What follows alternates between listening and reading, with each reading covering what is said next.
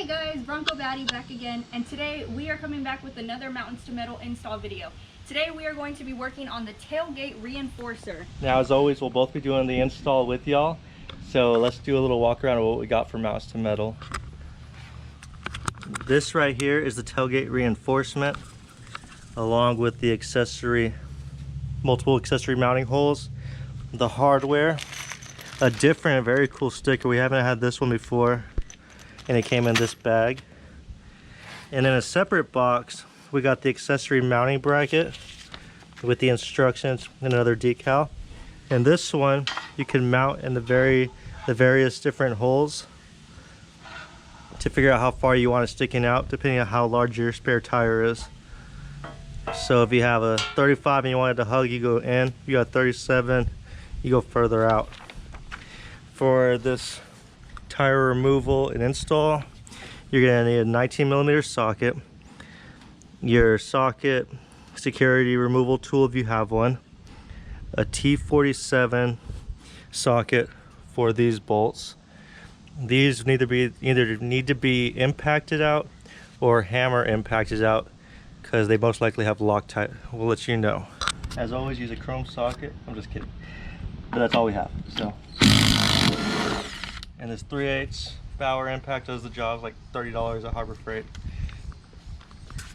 Now, be prepared, this is going to be a little bit heavy if you have the Sasquatch wheel. And then just set it down. We're going to lean it up against there for now.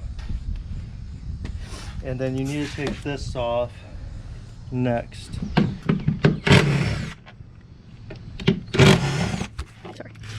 Sorry, bumped my head right into the camera. These are just 13mm bolts. They are red Loctite, but the impact made it feel like there was no Loctite. And it should come right out. We might disconnect this wire. So I think we need to disconnect that. Let me set down all this hardware so I get a better grip. Alright, so the instructions for this say to go on the inside of the tailgate, remove the big plastic panel, disconnect the wires to this, pop this grommet out, just so you can set this on the ground.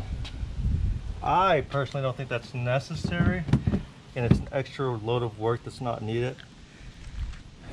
I think all you need to do is remove these 4 bolts, move this out of the way, set your panel in there by having someone hold this up, and then put it back on. Because these plastic clips in here are known to break. If you've seen other people do it, they break pretty easy.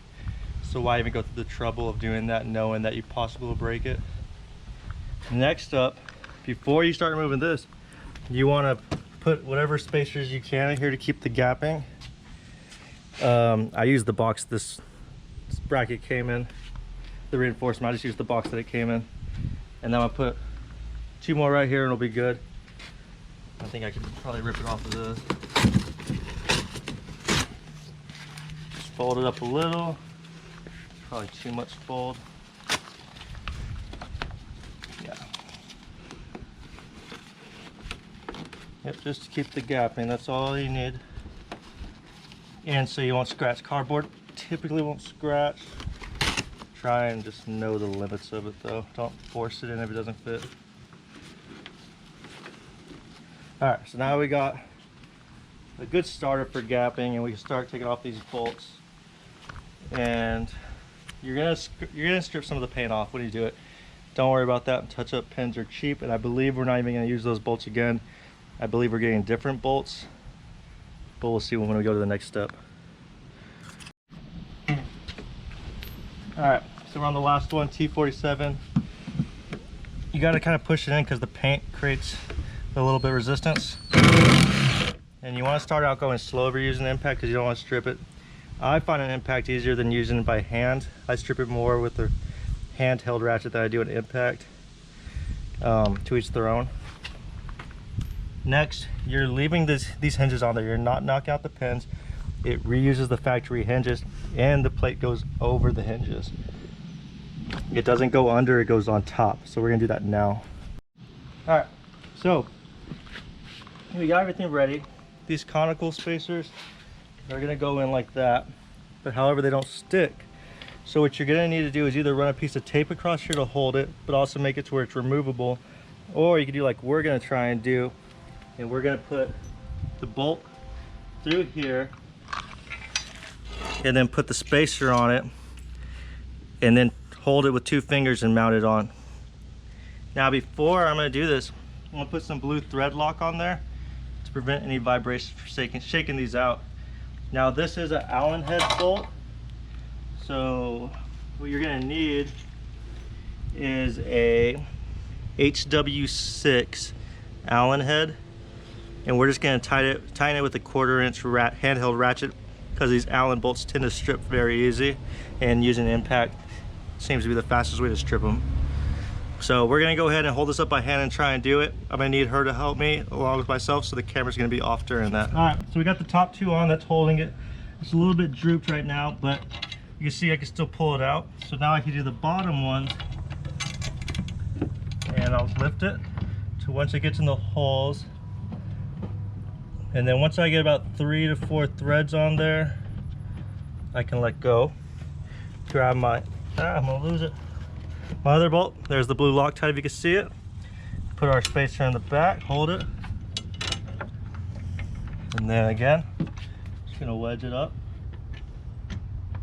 If you start to feel like it's cross-threading, stop, pull it back out, play with your wedge, and then just retighten again, because it should go smoothly. At least these are going very smooth. And before you tighten these, you're going to want to make sure every bolt is in. That includes these, because once you're tightened, you can't remove it again without loosening it. And no one likes doing things twice. At least I don't. Alright, so now I have the bolts that are hex shaped. I believe that's the right word. I don't know. Hexagon shaped, whatever. And that's going to hold the spare tire carrier to this. Now if you see, this one has a rubber 3-inch sticky tape on the back to prevent any scratching or marring on this, and that holds it right to there. Now we still have a little bit of room since we didn't tighten, like I said earlier. Trying to remove any footsteps. And then this is, I could do one-handed. As you can see, we didn't remove any electrical connectors. It's not required. It might be easier with one person, but not required. Then you just get started. Like I said, once you get hand started, you know, 3 to 4 threads, it's safe enough for you to let go and grab the rest. I did put Loctite on these as well. I try to make it a habit of using Loctite on any bolt that's going to be on the vehicle, because the last thing you want to do is lose it and then have to search for another bolt that size. Alright, I'm just tightening everything up. I already went ahead and tightened these. These were same 13 mils, but they are longer than the factory ones to account for this 1/4 inch thick plate, plus the 1/8 inch thick rubber matting on the back. I'm tightening up these Allen head screws now. You can see I'm using a pretty small ratchet. They don't require a ton of strength, but I still kind of muscle them down and they come out strong. If you were to use a ratchet, typically these Allen heads get stuck within the bolt and it's hard to get out, and they actually make the head get a little soft and pinched out, making it weaker and eventually stripped out.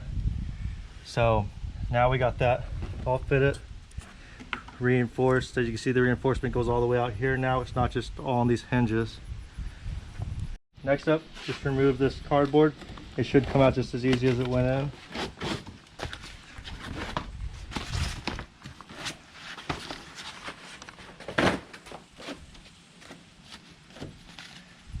You're going to want to check to make sure it opens. Oh, got a little tire in the way. Make sure it opens and closes properly. So it opens good. Make sure it closes the same way it used to have it. Perfect. So now that that's good, if you went ahead and bought the accessory mount, go ahead and wait for the rest of the video. Stay by. If this is all you bought, then thanks for watching and have a good day. Now we're going to go ahead and install this part. Alright, so first you're going to want to mount the spare tire up so you know where to put the bracket perfectly.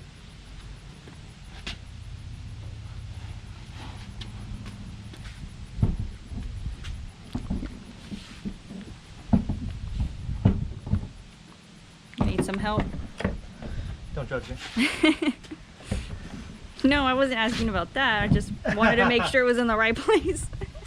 Yeah, 35s are heavy. If we go to 37s, That's gonna be even heavier. It's not really a matter of if, it's just when. Next, I'm just gonna tighten it back down.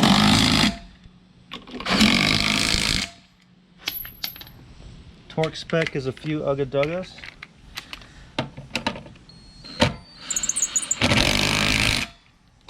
And that's up to torque spec. Now the reason we mount that tire first, if you didn't hear us earlier, is just to figure out where exactly the mount is. So you could mount there, but then it would be exactly on the tire, and that's just a little close for what we want. So I think right there gives us about a pretty good gap. Yeah, it does. And then when we go to 37s, we can move it back further out. Yeah. Because it allows up to that hole, which is about 3 inches out from the 35s on it. So that should be perfect clearance. All right, so I got the 4 bolts hand tightened. As you can see, I got it pretty much flush with this lip right here. So you can still see the horse, that's an important part. And these Allen heads are HW5. And I put Loctite on them as well. So I just hand tighten them.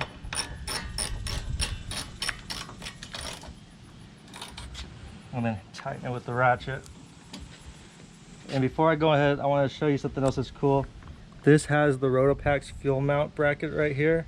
So all you have to do is once you get your Rotopax, you mount the hardware to it, and you'll have a full setup for a gas can, water can, diesel can, whatever you're gonna have attached there. Or you can just put molle setups all the way around. So it really is very versatile and handy to have. Well worth the money in my opinion. Our Bronco bag is going to show just how strong it really is. She is standing all her weight on there, which isn't much, but still, she is on there. It is holding hands free, and it holds. So that shows you how much weight this thing actually can hold, and that's just on the accessory bracket. We all know the tailgate can hold it, but we're just reviewing this bracket. Awesome, thank you so much. So I hope you guys have enjoyed this video. This was another great Mountains2Metal install. If you guys liked it, please be sure to give us a follow, a like, a comment, subscribe, and we'll see you guys next time.